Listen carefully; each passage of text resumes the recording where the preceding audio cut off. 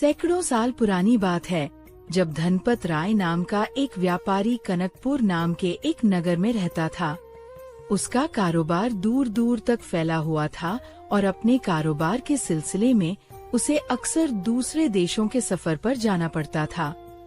उसकी यात्राएं लंबी लंबी हुआ करती थीं।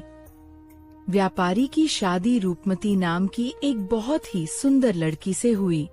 वह लड़की अपने नाम की तरह ही बहुत ही सुंदर थी। पूरे नगर में उसके समान कोई सुंदर स्त्री दूसरी नहीं थी। व्यापारी भी ऐसी सुंदर पत्नी को पाकर बहुत ही खुश था। अभी व्यापारी के विवाह को कुछ दिन ही बीते थे कि उसे अपने कारोबार के सिलसिले में एक दूसरे देश की यात्रा पर जाना पड़ा। वह व्यापारी अपनी नई नवेली दुल्हन को छोड़कर इस तरह से जाना तो नहीं चाहता था, परंतु व्यापार करने के लिए उसका जाना जरूरी था। उसने अपनी पत्नी को समझाया कि वह जल्दी ही अपनी यात्रा पूरी करके वापस लौट आएगा। इस तरह से वह अपनी व्यापारिक यात्रा पर निकल गया। दूसरे नगर पहुंचकर उसने अपने व्यापार के सिलसिले में कई व्यापारियों से मुलाकात की, तरह तरह का कारोबार का सामान खरीदा और जल्दी से जल्दी अपने राज्य वापस लौटने को चला। वह 10 दिन तक उस नगर में रुका और फिर उसने वापसी की यात्रा शुरू कर दी। इस तरह से 15 दिनों के बाद वह अपनी पत्नी के पास वापस लौट आया। उसकी पत्नी कहने लगी कि आपके बिना मेरे 10 दिन बहुत ही उदासी भरे रहे, क्योंकि ना तो हमारे परिवार में कोई दूसरा सदस्य है और ना ही हमारे पास अभी कोई संतान है, इसीलिए अकेले इस घर में मेरा मन नहीं लगता। धनपत राय ने कहा, तुम चिंता मत करो रूपमती, जल्दी ही मैं तुम्हारी उदासी को दूर कर दूंगा। और फिर इसके बाद व्यापारी अपने द्वारा लाए हुए माल को बेचने के लिए बाजार में अपनी दुकान पर जा बैठा। उसका काफी सामान बिक गया और उसने अच्छा मुनाफा भी कमा लिया। परंतु एक बात जो उसे खटक रही थी कि वह किस तरह से अपनी पत्नी का अकेलापन दूर कर सकता है, क्योंकि उसे तो अक्सर ही व्यापार की यात्राओं पर जाना पड़ेगा। इस तरह से कुछ दिन गुजरे।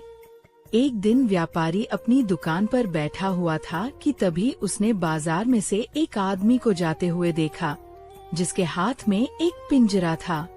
उस पिंजरे में एक बहुत ही सुंदर तोता था। असल में वह आदमी एक बहेलिया था, जो पक्षियों को पकड़कर बाजार में बेचता था। व्यापारी ने उस आदमी को आवाज लगाकर अपने पास बुलाया और पूछा, भाई, ये इतना प्यारा तोता क्या तुम बेचना चाहते हो? वो आदमी कहने लगा, जी हजूर, हमारा तो काम ही तोता पकड़ना और उन्हें बेचना है। व्यापारी बोला, अच्छा, तो भाई इस तोते की कीमत क्या है? उस आदमी ने कहा, हजूर, इसकी कीमत पूरी 50 स्वर्ण मुद्राएं हैं। व्यापारी ने चौंक कर कहा, क्या 50 मुद्राएं? तोते की इतनी कीमत तो बहुत ही ज्यादा है। बहेलिया कहने लगा, हजूर, ये कोई मामूली तोता नहीं है, यह एक बहुत ही समझदार और अक्लमंद तोता है। साथ ही साथ यह मनुष्यों की तरह बोल भी सकता है। बहेलिये की बात सुनकर धनपत राय बहुत ही खुश हुआ। उसके मन में एक विचार आया कि क्यों ना मैं ये तोता खरीदकर अपनी पत्नी को उपहार के रूप में दे दूं। जब मैं अपनी यात्रा पर जाया करूंगा तो पीछे से मेरी पत्नी इससे बातें किया करेगी और उसे अकेलापन भी महसूस नहीं होगा। यह विचार आते ही व्यापारी का मन खिल गया। उसने बहेलिये से कहा, ठीक है, मैं 50 स्वर्ण मुद्राएं देकर तुमसे ये बोलने वाला तोता खरीदने के लिए तैयार हूँ। और इस तरह से व्यापारी ने 50 मुद्राएं देकर वह बोलने वाला तोता खरीद लिया। तोते को बेचते हुए वह बहेलिया कहने लगा, सेठ जी, इस नायाब तोते के बारे में मैं आपको एक बात बताना चाहता हूँ। दरअसल ये तोता बहुत ही नायाब है, इसीलिए इसे ज्यादा देखभाल की जरूरत पड़ती है। आप इस तोते को पिंजरे में रखेंगे, परंतु पूरे दिन में कुछ देर के लिए इस तोते को आपको इस पिंजरे से बाहर छोड़ना होगा, क्योंकि ज्यादा देर तक पिंजरे में रहने से ये बेचैन हो उठता है। व्यापारी ने कहा, अरे भाई, अगर मैं इसे पिंजरे से बाहर निकालूंगा तो ये उड़ जाएगा और फिर मेरे पास कभी लौट कर नहीं आएगा। आप इस बात की चिंता मत कीजिए सेठ जी, ये तोता कुछ देर तक ताज़ा हवा खाने के बाद आपके पास वापस लौट आया करेगा। अगर आप ऐसा नहीं करेंगे तो सच मानो ये तोता बेचैन होकर बीमार पड़ जाएगा और फिर ये मर भी सकता है। व्यापारी ने कहा, ठीक है भाई, मैं तुम्हारी इस बात का पूरा ध्यान रखूंगा। शाम के समय जब धनपत राय अपनी दुकान बंद करके घर पर पहुंचा, तो उसने वह तोता अपनी पत्नी को देते हुए कहा, देखो रूपमती, मैं तुम्हारे लिए एक उपहार लेकर आया हूँ। रूपमती ने कहा, भला मैं इस तोते का क्या करूँगी? व्यापारी बोला, रूपमती, ये कोई मामूली तोता नहीं है, बल्कि ये मनुष्यों की भाषा बोलने वाला एक बहुत ही समझदार और अक्लमंद तोता है। देखो, जब मैं व्यापार के सिलसिले में लंबी यात्राओं पर जाया करूँगा, तो ये तोता रहेगा जिससे तुम बातें करके अपना मन बहला सकोगी। तुम्हें अकेलापन भी महसूस नहीं होगा। यह सुनकर रूपमती खुश होते हुए कहने लगी, अगर ऐसी बात है तो सचमुच ये तोता कमाल का है। मुझे आपका ये तोहफा बहुत ही पसंद है। तब व्यापारी ने कहा, एक बात का ध्यान रखना, पूरे दिन में एक बार तुम्हें कुछ देर के लिए इस तोते को पिंजरे से बाहर निकालना होगा ताकि ये ताज़ी हवा खा सके, और कुछ देर के बाद ये तोता अपने आप पिंजरे में वापस लौट आएगा। अगर ऐसा ना किया गया तो ये तोता बेचैन होकर बीमार हो सकता है और इससे इसकी मृत्यु भी हो सकती है। इस तरह से व्यापारी ने सारी बात अपनी पत्नी को समझा दी। इसके बाद व्यापारी जब भी अपने कारोबार के लिए यात्रा पर जाता, तो पीछे से रूपमती उस तोते से बात करके अपना मन बहलाती। दिन में एक बार वह अपने तोते को कुछ देर के लिए पिंजरे से बाहर भी निकाल दिया करती थी और उसका तोता इधर उधर उड़ने के बाद कुछ ही देर में वापस पिंजरे में आ जाया करता था। इस तरह से अब उसे बिल्कुल भी अकेलापन महसूस नहीं हो रहा था। कुछ समय ऐसे ही बीत गया और फिर एक बार की बात है, जब व्यापारी को अपने व्यापार के सिलसिले में एक दूसरे देश की यात्रा पर जाना पड़ा। उसे अपनी यात्रा पर काफी समय लग गया। उसके पीछे से कुछ महीनों के बाद ये हुआ कि उसका वह तोता घर के बाहर एक पेड़ पर बैठ गया और मनुष्यों की भाषा में जोर जोर से चिल्लाने लगा। वह तोता कह रहा था कि व्यापारी की पत्नी धोखेबाज है, ये कुलक्षणी है, इसने व्यापारी के साथ धोखा किया है, इसे घर से बाहर निकाल दो। सुबह के समय लोग अपने कामकाज पर जा रहे थे, तो उन्होंने देखा कि एक बहुत ही सुंदर तोता जो उस पेड़ पर बैठा हुआ था। जैसे ही कोई आदमी उस पेड़ के नीचे से गुजरता तो तोता चिल्लाने लगता कि व्यापारी की पत्नी धोखेबाज है, यह कुलक्षणी है। तोता बार बार यही बातें दोहरा रहा था। जैसे ही एक आदमी उस पेड़ के नीचे से गुजरा, तो वह यह सुनकर रुक गया और तोते को देखने लगा। जैसे ही आदमी ने तोते को पकड़ना चाहा, तो वह उड़कर दूर जा बैठा। तोता अभी भी वही बातें दोहरा रहा था कि व्यापारी की बीवी धोखेबाज है, ये गैर मर्दों को अपने घर में बुलाती है। यह सारी बातें सुनकर वह आदमी घबरा सा गया कि ये कैसा तोता है जो इस घर की औरत के सारे राज जोर जोर से चिल्ला चिल्ला कर बता रहा है। उस आदमी को वहाँ पर खड़ा देखकर कुछ आदमी और वहाँ पर इकट्ठा हो गए और उससे पूछने लगे कि तुम कौन हो और यहाँ पर क्यों खड़े हो? क्या तुम इस घर में कोई ताक झांक करना चाहते हो? यह कोई अच्छी बात तो नहीं है। वह आदमी कहने लगा कि मैं तो यहाँ पर पहली बार आया हूँ। मैं किसी के घर में कोई ताक झांक नहीं कर रहा, लेकिन ये किसका घर है जिसके बाहर ये तोता बैठकर अपनी मालकिन के बारे में उल-जुलूल बातें कर रहा है? यह तो उस औरत के बारे में ऐसी ऐसी बातें बोल रहा है जो मैं आपके सामने बोल भी नहीं सकता। तो बाकी लोग कहने लगे, भाई ये तो व्यापारी धनपत राय का घर है और वह एक बहुत ही ईमानदार और शरीफ आदमी है। आज तक तो उसने किसी दूसरे की तरफ नजर उठाकर भी नहीं देखा। वह अपनी पत्नी के साथ यहाँ पर रहता है। जैसे जैसे लोग वहाँ पर इकट्ठा होते जा रहे थे, उस तोते ने एक बार फिर से बोलना शुरू कर दिया कि व्यापारी की पत्नी धोखेबाज है, ये कुलक्षणी है और गैर मर्दों को ये अपने घर में बुलाती है। ये सुनकर बाकी सब लोग भी दंग रह गए और कहने लगे, अरे ये तोता कितना प्यारा और कितना मासूम है, ये तो वही बोलता है जो ये देखता और सुनता है। जरूर व्यापारी की पत्नी ने कुछ ना कुछ तो गलत किया ही होगा, इसीलिए ये तोता बार बार ऐसा बोल रहा है। आहिस्ता आहिस्ता ये बात पूरी बस्ती में फैल गई कि व्यापारी की पत्नी धोखेबाज और कुलक्षणी है। लोग अब उसके घर से दूर रहने लगे थे।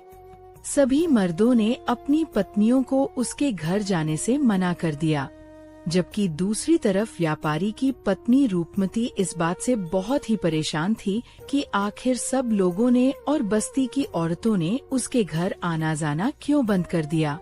अब तो हर सुबह वह तोता व्यापारी के घर के बाहर पेड़ पर बैठ जाता और वही बातें दोहराता रहता।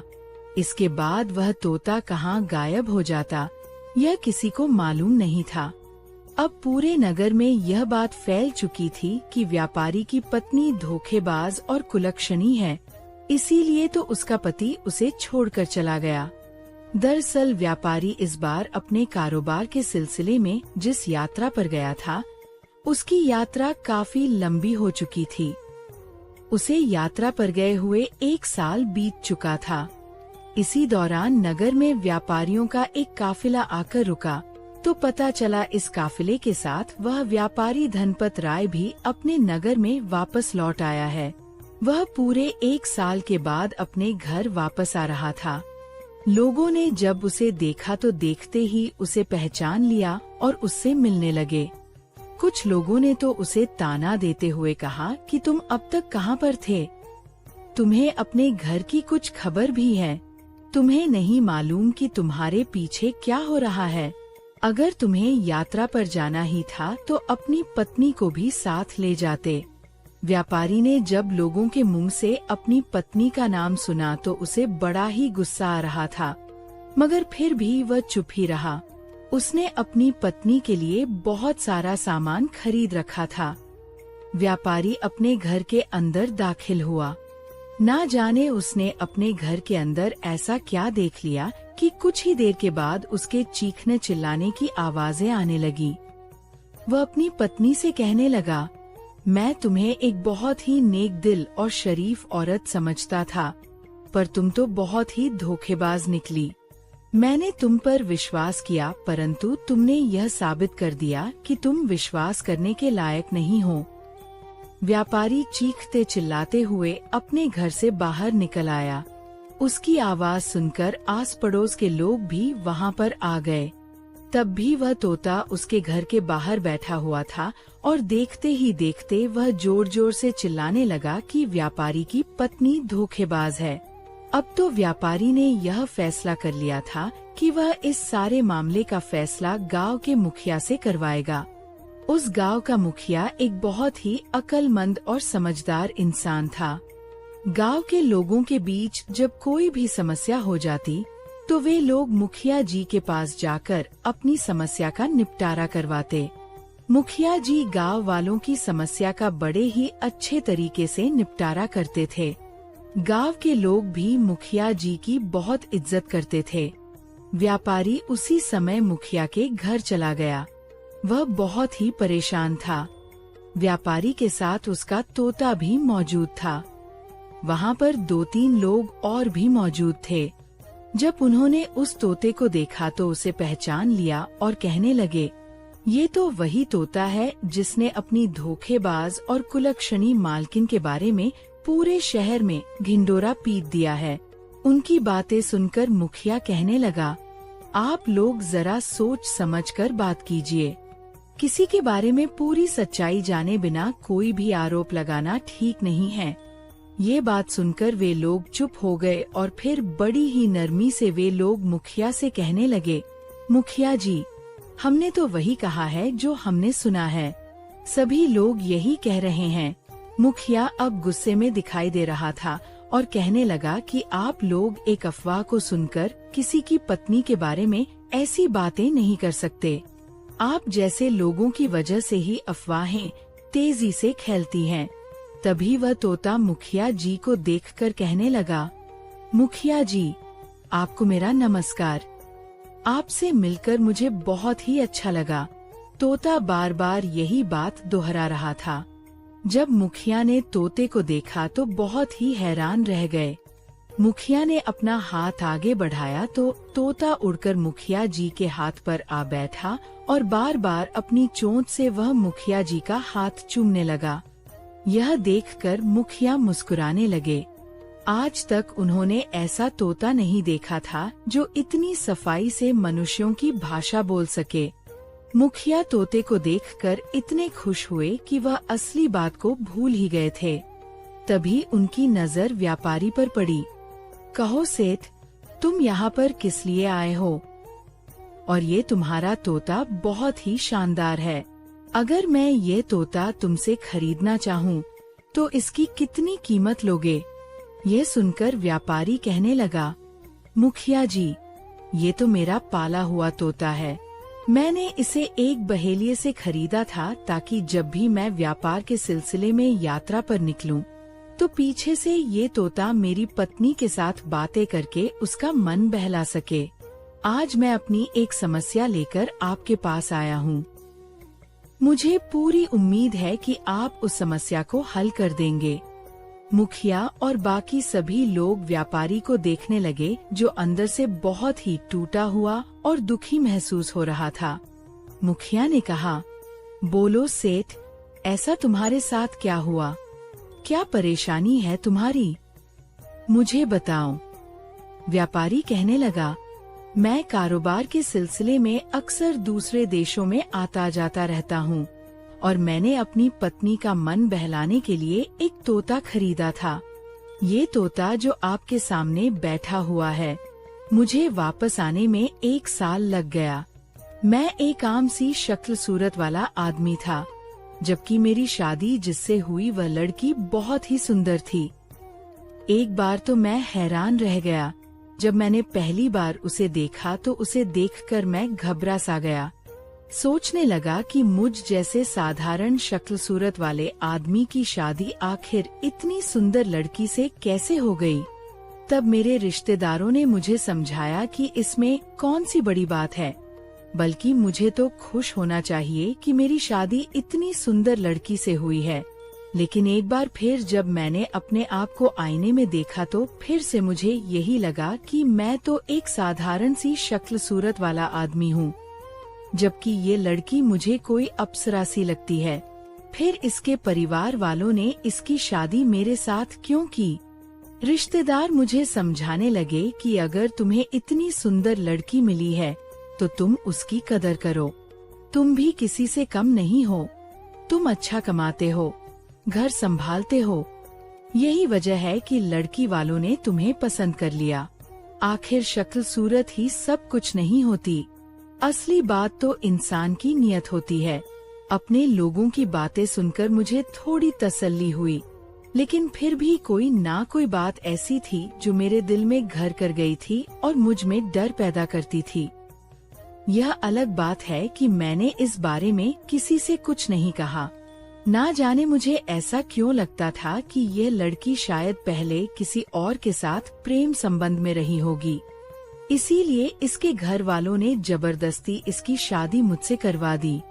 यह सारी बातें जब मेरे दिमाग में आने लगी तो मेरा दिल बहुत ही घबराने लगा। अपनी पत्नी की सारी सुंदरता और खूबसूरती अब मुझे फीकी लगने लगी। जैसे चांद पर अगर कोई धब्बा नजर आ जाए तो चांद चांद नहीं रहता। मेरे साथ भी ऐसा ही कुछ हुआ। इसी वजह से मैं अपनी पत्नी के साथ काफी सख्ती से पेश आने लगा। मैंने गुस्से में एक अंगूठी उसके हाथों में पहनाई और कहने लगा कि अगर तुम चाहती हो कि यहाँ पर एक खुशनुमा जिंदगी बिताओ तो इस घर में कायदे से रहना। मेरी कही हुई हर बात को मानना, वरना मैं गुस्से का बहुत ही सख्त हूँ। मुझे लगता था कि शायद उसका पहले से किसी के साथ प्रेम संबंध है, परंतु ये सब सिर्फ मेरे मन का वहम था। अब क्योंकि मुझे मेरी पत्नी की बातें और उसके चाल चलन में ऐसी कोई भी बात नजर नहीं आ रही थी, धीरे धीरे मेरा रवैया अपनी पत्नी के लिए बहुत ही नरम हो गया। ये तोता जिसे मैंने पहले से ही खरीद रखा था, इसे मैंने अपनी पत्नी का मन बहलाने के लिए खरीदा था। और फिर एक दिन कारोबार के सिलसिले में मुझे किसी दूसरे देश जाना पड़ा। मेरे व्यापारी दोस्त ने मुझे वहाँ पर बुलाया था। इतने लंबे सफर पर मैं अपनी पत्नी को साथ नहीं ले जा सकता था, क्योंकि मेरी पत्नी बहुत ही सुंदर थी और वह हमेशा सजी संवरी रहती थी। जब से वह मेरे घर में आई थी, हमारे आस पड़ोस के लोग दीवारों से झांक झांक कर देखा करते थे। शायद वह मेरी पत्नी को देखना चाहते थे। मुझे इस बात को लेकर बहुत गुस्सा भी आता था और ना जाने मैंने कितने ही लोगों से लड़ाई मोल ले ली। पर मेरी पत्नी बहुत ही ईमानदार थी। मैंने उसे कभी भी बाहर घूमते हुए नहीं देखा। मुझे उस पर अब पूरा विश्वास हो गया था। जब मैं कारोबार के सिलसिले में गया तो अपने इस तोते को मैं घर पर ही छोड़ गया। तोते को मैं ये समझा कर गया था कि तुम मेरे पीछे से मेरे घर और मेरी बीवी पर नजर रखना। अगर कोई दीवार फांद कर घर के अंदर आने की कोशिश करे तो तुम शोर मचा देना, ताकि शोर सुनकर लोग यहाँ पर इकट्ठा हो जाएं। मेरा तोता बहुत ही वफादार था। उसने कहा, ठीक है मालिक, आपने जैसा मुझे बताया है मैं वैसा ही करूँगा और आपके घर और आपकी पत्नी का पूरा ख्याल रखूँगा। इस तरह से मैं अपनी पत्नी को छोड़कर एक व्यापारी यात्रा पर निकल गया। यहाँ तक कि 1 साल बीत गया और फिर जब मैं घर वापस लौटा तो जो मैंने देखा, इतना कहकर वह व्यापारी चुप हो गया। मुखिया जी ने उसे खामोश देखा तो पूछने लगे, आखिर तुमने ऐसा क्या देख लिया? व्यापारी कहने लगा, मैंने देखा कि कमरे के अंदर से मेरी पत्नी के रोने की आवाजें आ रही थीं। जब मैं अंदर गया तो उसके कपड़े जगह से फटे हुए थे। मुझे देखते ही वह तुरंत वहां से भाग गई और दूसरे कमरे में जाकर उसने अपने ऊपर शाल ओढ़ ली। मुझे उसकी इस हरकत पर संदेह हुआ, क्योंकि मुझे उस कमरे से किसी और की आवाजें भी आ रही थीं। बाहर अंधेरा फैल चुका था। सिर्फ इतना ही नहीं, जब मैं घर पहुंचा तो मेरा वफादार तोता भी चिल्ला चिल्ला कर कह रहा था कि मेरी पत्नी धोखेबाज है, वह गैर मर्दों को घर में बुलाती है। वह बार बार यही दोहरा रहा था और इधर मेरी पत्नी मुझे वापस आया हुआ देखकर खुश होने की बजाय घबरा रही थी कि आप ऐसे आ जाएंगे, मुझे इस बात का पता नहीं था। अगर आप चिट्ठी लिखकर मुझे पहले ही बता देते तो मैं आपके लिए कुछ तैयारी कर लेती। यह कहते हुए वह मेरे पास आने लगी, लेकिन इससे पहले ही मैंने उसे एक जोर का थप्पड़ जड़ दिया। मैं पूछने लगा कि आखिर यह सब क्या है, इस कमरे में कौन था? मैं पागलों की तरह पूरे कमरे को टटोलने लगा, सामान उठा उठाकर फेंकने लगा। मैं उस आदमी को ढूंढना चाहता था जो उस कमरे में मौजूद था। मुझे तो अपनी पत्नी पर पहले से ही शक था। अब मुझे यकीन हो गया था कि मेरे पीछे वह अपने प्रेमी को घर में बुलाती है। इतना कहते हुए व्यापारी ने अपना सिर झुका लिया। यह सारी बातें सुनकर सभी लोग हैरान थे। वह तोता कभी मुखिया को देखता तो कभी सामने खड़े हुए अपने मालिक को। मुखिया ने तोते की तरफ देखा और पूछा कि तुम्हारा मालिक ये क्या कह रहा है? तुमने उस कमरे में क्या देखा? तुम झूठ तो नहीं बोल रहे? तभी वह तोता इंसानों की भाषा में बोलने लगा, मुखिया जी, मैं अपने मालिक का बहुत ही वफादार हूँ। मैं अपनी जान दे सकता हूँ, पर उनके साथ गद्दारी नहीं कर सकता। तोते की ऐसी बातें सुनकर मुखिया हैरान रह गया कि आखिर एक तोता इस तरह की बातें कैसे कर सकता है। तोता तो सिर्फ वही बोलता है जो उसे सिखाया जाता है, लेकिन यह तोता तो बहुत ही चालाक मालूम पड़ता है, जो अपने आप से ही बोलता चला जा रहा है। व्यापारी का तोता कोई आम तोता नहीं था। बल्कि वहाँ पर मौजूद सभी लोगों को ये शक होने लगा था कि जरूर इस तोते पर किसी भूत प्रेत का साया है, इसीलिए तो ये तोता ऐसी बातें कर रहा है, क्योंकि कोई भी पक्षी इतनी साफ भाषा में बोल नहीं सकता था। मुखिया को भी वह तोता वही सब कुछ बताने लगा जो अब तक वह व्यापारी को बता रहा था। मुखिया ने एक लंबी सांस ली और व्यापारी से कहने लगा कि अगर तुमने इतनी लंबी यात्रा पर जाना ही था, तो तुम अपनी पत्नी को साथ लेकर क्यों नहीं गए? खैर, अब जो भी हो, इस मामले की पूरी गहराई से छानबीन करनी पड़ेगी। देखना पड़ेगा कि आखिर सच क्या है। तुम्हारी पत्नी ने तुम्हारे साथ धोखा किया है या फिर ये तुम्हारी सिर्फ एक गलतफहमी है। सब कुछ खुलकर सामने आ जाएगा। व्यापारी मुखिया से कहने लगा, मुखिया जी, आप मेरी इस समस्या का हल कर दीजिए। अगर आपने ऐसा कर दिया तो मैं ये तोता आपको तोहफे के रूप में दे दूंगा। मुखिया जी मुस्कुराए और व्यापारी से कहने लगे, अब ये तोता तुम्हारे घर पर नहीं रहेगा। तुम जाओ और अपने घर जाकर रहो। अपनी पत्नी के साथ अच्छा बर्ताव करो। व्यापारी हैरान था कि मुखिया आखिर ये सब क्या कह रहे हैं। सच्चाई बहुत ही जल्दी सामने आ जाएगी। व्यापारी बहुत ही परेशान लग रहा था, परंतु उसे मुखिया पर पूरा विश्वास था, इसीलिए व्यापारी ने उनकी बात मान ली। व्यापारी ने कहा, ठीक है मुखिया जी, मैं वैसा ही करूँगा जैसा आपने कहा है। इतने में वह तोता उड़कर अपने मालिक के कंधे पर बैठने लगा कि तभी मुखिया ने फौरन उस तोते को पकड़ लिया और एक पिंजरा, जो पहले से ही वहाँ पर लाकर रख दिया गया था, उस पिंजरे में तोते को बंद कर दिया। तोता पिंजरे में जोर जोर से चीखने लगा, शोर मचाने लगा कि मुझे मेरे मालिक के साथ जाने दो।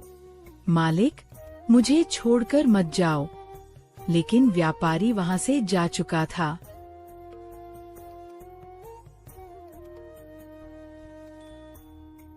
मुखिया ने ये सोच लिया था कि आज की रात वह व्यापारी के घर में जाएगा और देखेगा कि वहाँ पर क्या क्या होता है। उसे लग रहा था कि तोता जो कुछ बता रहा है वह आधा सच और आधा झूठ है। मामला जो भी हो, अब बहुत ही जल्दी खुलकर सामने आने वाला था। परंतु जब मुखिया ने देखा कि तोता बहुत ही शोर मचा रहा है, तो उसने वह तोते वाला पिंजरा अपनी पत्नी को देते हुए कहा कि ये एक बहुत ही शातिर और चालाक तोता है। देखना कि ये पिंजरे से निकल ना जाए, और हाँ, इसे इस बात का भी पता ना लगे कि हमारे घर से व्यापारी के घर का रास्ता कौन सा है, क्योंकि मुझे इस तोते पर शक है कि कहीं ये उड़कर ना चला जाए। इसके बाद मुखिया ने अपना भेष बदला और व्यापारी के घर की तरफ चल दिया। व्यापारी उसे अपने घर का पता पहले ही बता चुका था। घर के नजदीक पहुंचने पर उसने घर का एक चक्कर लगाया। ये घर वाकई एक बहुत ही आलीशान घर था। साफ पता चलता था कि व्यापारी ने अपनी कमाई का एक बहुत ही बड़ा हिस्सा इस घर को बनाने में लगा दिया था। मुखिया घर के आसपास देखने लगा और फिर उसने दीवार फांदकर घर के अंदर जाना ठीक समझा। हालांकि वह अच्छी तरह से जानता था कि किसी के घर में ऐसे दीवार फांदकर जाना और पति पत्नी की बातें सुनना एक अपराध है, परंतु वह सिर्फ व्यापारी और उसके तोते की बातें सुनकर कोई फैसला नहीं करना चाहता था। इसलिए उसने व्यापारी की पत्नी के बारे में अच्छी तरह से जानने का निश्चय किया। दीवार फांदकर वह घर के अंदर दाखिल हुआ, परंतु वहाँ बहुत ही खामोशी थी। ऐसा लग रहा था कि जैसे घर में कोई मौजूद ना हो। लेकिन फिर अचानक उसे कुछ आवाजें आने लगीं। यह आवाजें व्यापारी और उसकी पत्नी की थीं। वे दोनों बातें कर रहे थे। मुखिया उन दोनों पति पत्नी की बातें कान लगाकर सुनने लगा, क्योंकि उस कमरे में एक खिड़की थी और उस खिड़की में से सब कुछ आसानी से देखा जा सकता था और उनकी बातें भी साफ साफ सुनाई दे रही थीं।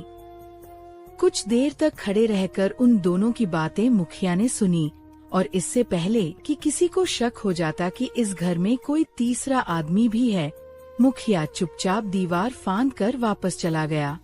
जब मुखिया सुबह अपने घर पर बैठा हुआ था कि तभी व्यापारी उसके पास आ गया और कहने लगा, मुखिया जी, आपके कहने पर मैंने अपनी पत्नी के साथ बड़ा ही अच्छा बर्ताव किया और उसे ये विश्वास दिलाया कि मुझे कोई गलतफहमी हो गई थी और मैंने उसकी हर गलती को माफ कर दिया।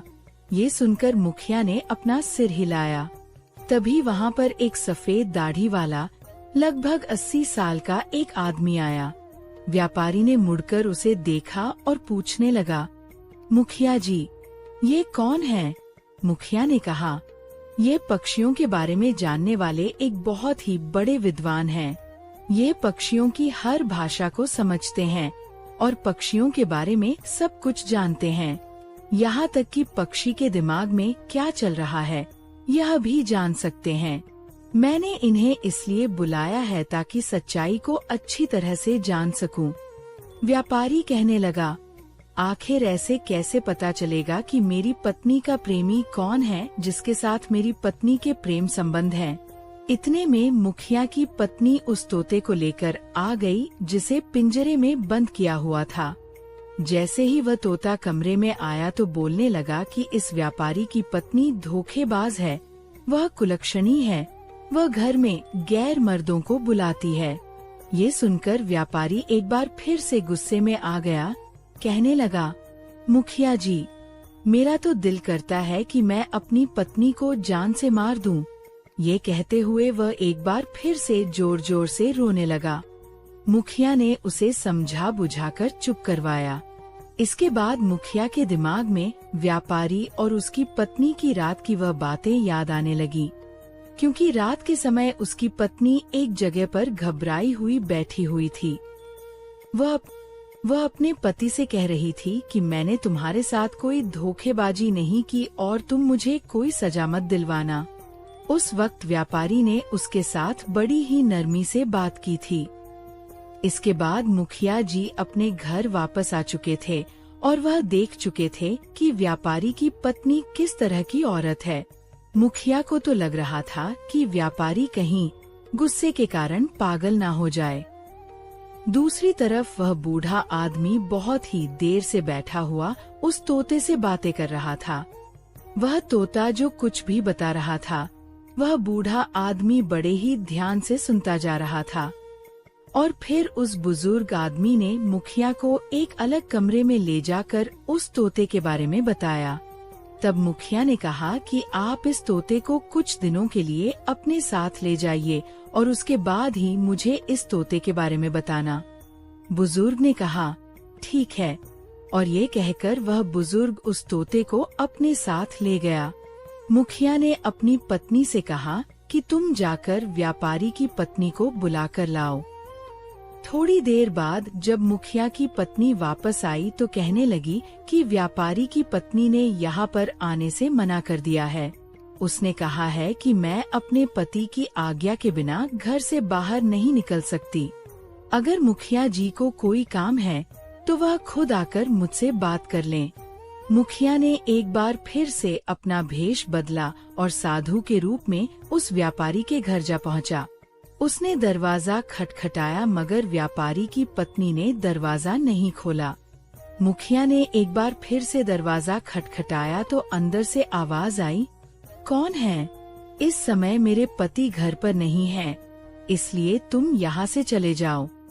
तब मुखिया सोचने लगा, ये औरत बहुत ही ईमानदार और सच्ची है। मुखिया ने उसे अपनी सच्चाई बताई। तब उसने दरवाजा खोल दिया। मुखिया ने कहा, देखो बहन, मुझे तुम सब कुछ सच सच बता दो, तभी मैं तुम दोनों पति पत्नी के बीच कोई फैसला करवा सकता हूँ। यह सुनकर वह औरत घबरा गई और कहने लगी, मुखिया जी, वह तोता एक पक्षी है और वह कुछ भी बोल सकता है। आप उसकी बातों में मत आइए और मुझ पर शक मत कीजिए। इससे तो अच्छा है कि मैं मर ही जाती। मुखिया ने कहा, अभी इन सब बातों का वक्त नहीं है।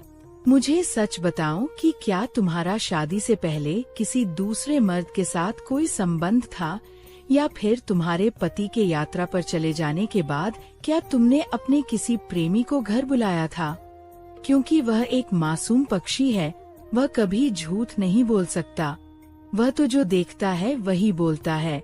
ये सुनकर औरत घबरा गई और रोने लगी। कहने लगी, भगवान के लिए मुझ पर शक मत कीजिए और मुझ पर ऐसा घिनौना इल्जाम मत लगाइए। पहले से ही मेरे पति मुझसे बहुत नाराज हैं। मुखिया ने कहा कि तुम्हारा पति मेरे पास भी आया था और वह तो तुम्हें जान से मार देना चाहता था, लेकिन मेरे कहने पर वह शांत है। इसीलिए तुम सच सच बता दो और मेरे सामने तुम्हारा कोई झूठ या मक्कारी नहीं चलेगी। पर व्यापारी की पत्नी कुछ बोलने की बजाय लगातार सिर्फ रोए जा रही थी। आखिरकार मुखिया को वहाँ से वापस आना पड़ा, क्योंकि वह समझ रहा था कि ये औरत निर्दोष है या फिर बहुत ही चालाक है। हो सकता है इसकी शादी व्यापारी के साथ जबरदस्ती की गई हो और फिर इतने दिनों तक अपने पति से दूर रहने के कारण इसने अपने प्रेमी को बुला लिया हो। मुखिया अपने घर वापस आ गया तो उसने सारी बातें अपनी पत्नी के साथ साझा की। उसकी पत्नी ने भी कई तरह की नसीहतें मुखिया को दी, परंतु असलियत क्या थी ये अभी तक कोई नहीं जानता था। अब तो व्यापारी हर रोज मुखिया के घर के चक्कर लगाने लगा और कहने लगा, मुखिया जी, कैसे भी करके मेरी जान इस औरत से छुड़ा लीजिए। मैं अब और बर्दाश्त नहीं कर सकता। आप तो मेरे सब्र का इम्तिहान ले रहे हैं। मैं ऐसी धोखेबाज औरत के साथ अब और नहीं रह सकता, क्योंकि उसकी धोखेबाजी का गवाह एक पक्षी है। इस तरह से एक हफ्ता और बीत गया। तब मुखिया ने उस बूढ़े आदमी को बुलाया जो पक्षियों का जानकार और बड़ा ही विद्वान था। जब वह बुजुर्ग उस तोते को लेकर मुखिया जी के पास आए, तो मुखिया ने व्यापारी और उसकी पत्नी को भी वहाँ पर बुला लिया। अभी तक उस तोते के पिंजरे पर एक कपड़ा डाला हुआ था। इस सारे मामले को देखने के लिए वहाँ पर काफी लोग इकट्ठा हो गए थे। जैसे ही तोते के पिंजरे से कपड़े को हटाया गया, तो वह तोता व्यापारी की पत्नी को देखकर कहने लगा, यह व्यापारी की नहीं बल्कि मेरी पत्नी है। मेरी इसके साथ शादी हो चुकी है। तू मेरी पत्नी को मेरे हवाले कर दे, वरना मैं तुम्हें जान से मार दूंगा। आखिर तू होता कौन है मेरी पत्नी के साथ खड़ा होने वाला? एक तोते के मुंह से ऐसी बातें सुनकर वहाँ खड़े सारे लोग हैरान रह गए और व्यापारी गुस्से से आग बबूला हो रहा था। कहने लगा, ये क्या बकवास है? तुम एक पक्षी हो, मेरी पत्नी एक इंसान है। भला उसकी शादी तुम्हारे साथ कैसे हो गई? तोता कहने लगा, तुम चुप रहो जब मैं कह रहा हूँ कि इसकी शादी मेरे साथ हो चुकी है। और फिर आहिस्ता आहिस्ता वहाँ पर बहुत सारे लोग जमा हो गए जो कि मुखिया जी के कहने पर वहाँ पर आए थे। व्यापारी कभी मुखिया को देखता तो कभी वहाँ पर आए हुए लोगों को।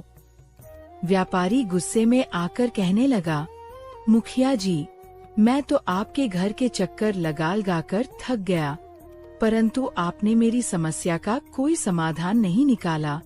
वह तो जैसे गुस्से में पागल हो रहा था।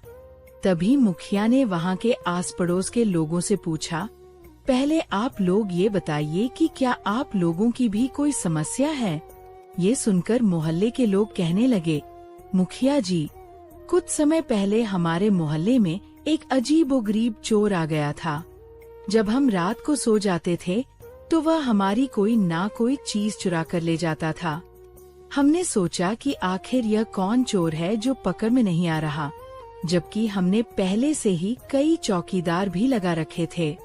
वह चोर हमारी कीमती चीजें चुरा कर ले जा रहा था। ना जाने कब वह चुपके से लोगों के घरों में घुसता और सोने की अंगूठियाँ, अशर्फियाँ, गहने, ये सब कुछ चुरा कर ले जाता। फिर एक दिन ऐसा हुआ कि सुबह के वक्त हमारी चौपाल पर एक गठरी पड़ी हुई थी। जब हमने उसे खोला तो उसमें वह सभी चीजें थीं जो लोगों के घरों से चुराई गई थीं। हम सब लोगों को हमारा सामान वापस मिल गया तो फिर हम इस बात को भूल गए। यह सब कुछ सुनकर व्यापारी की पत्नी रूपमती थरथर कांप रही थी। उसके चेहरे पर आया हुआ पसीना साफ दिखाई दे रहा था।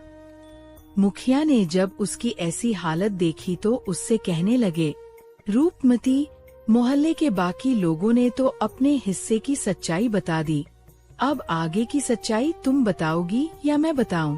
यह सुनकर वह बहुत ही घबरा गई थी। हालांकि लोगों के घर चोरियों के साथ इसका क्या संबंध है, ये व्यापारी को समझ में नहीं आ रहा था, बल्कि उसके दिल में तो उल्टे सीधे ख्याल आ रहे थे। वह कहने लगा, मुखिया जी, कहीं ऐसा तो नहीं कि मेरी पत्नी धोखेबाज होने के साथ साथ एक शातिर चोर भी है? मुखिया ने हाथ के इशारे से उसे चुप रहने को कहा और बोले कि आगे की सच्चाई तुम्हारी पत्नी खुद बताएगी। ये सुनकर रूपमती रोने लगी और फिर उसने तोते की तरफ इशारा किया और कहने लगी, मेरे पति काम के सिलसिले में शहर से बाहर चले गए तो ये तोता मेरे पास छोड़ गए। मैं उस समय बहुत ही घबराई हुई थी, ये सोचकर कि इतना समय मैं अकेले कैसे बिताऊंगी। पर आहिस्ता आहिस्ता इस तोते के साथ मैं बातें करने लगी और यह मेरा दिल बहलाने लगा। यहाँ तक कि इस तोते के साथ मेरी दोस्ती हो गई, क्योंकि मेरे पति ने मुझे समझाया था कि इस तोते को दिन में एक बार पिंजरे से बाहर जरूर निकालना ताकि ये ताज़ी हवा खा सके। इसीलिए मैं दिन में एक बार इसे पिंजरे से बाहर निकाल दिया करती थी। पहल तो ये कुछ ही देर में वापस आता रहा, परंतु फिर यह सारा दिन गायब रहने लगा और शाम ढलने पर ही वापस आता था। यह तोता कहाँ जाता है और क्या करता है, यह सब कुछ मुझे मालूम ही नहीं था।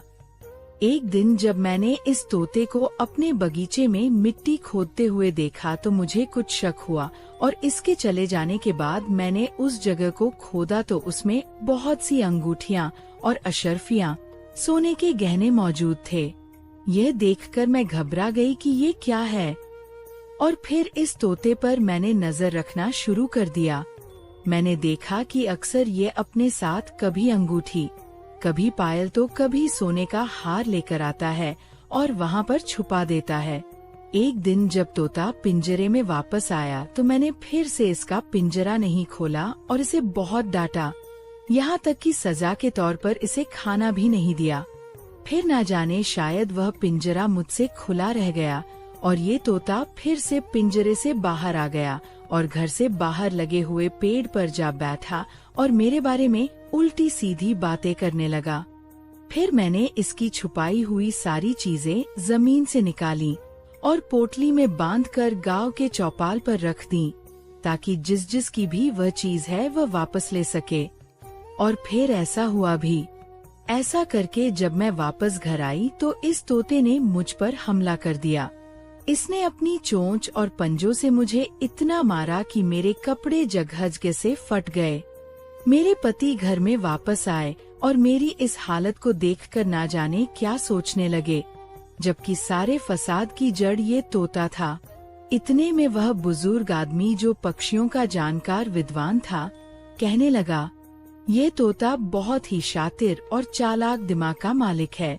मैंने पूरे एक हफ्ते तक इसे अपने घर में रखा, इसके साथ बातें की और सारी सच्चाई उगलवा ली। ये तोता इस व्यापारी के पास आने से पहले चोरों के एक गिरोह के साथ रहता था और उन चोरों ने इस तोते को बचपन से ही पाला था और ऐसा प्रशिक्षण दिया था कि ये उन्हीं के इशारों पर सारे काम करता था। उन्हीं चोरों ने इसे बोलना सिखाया। ये वही करता था जो चोर इसे बताते थे। चोरों के उस गिरोह का काम करने का यही तरीका था कि वह इस तोते को किसी ऐसे मोहल्ले के आदमी को बेच देते थे जहाँ पर अमीर लोग रहते थे।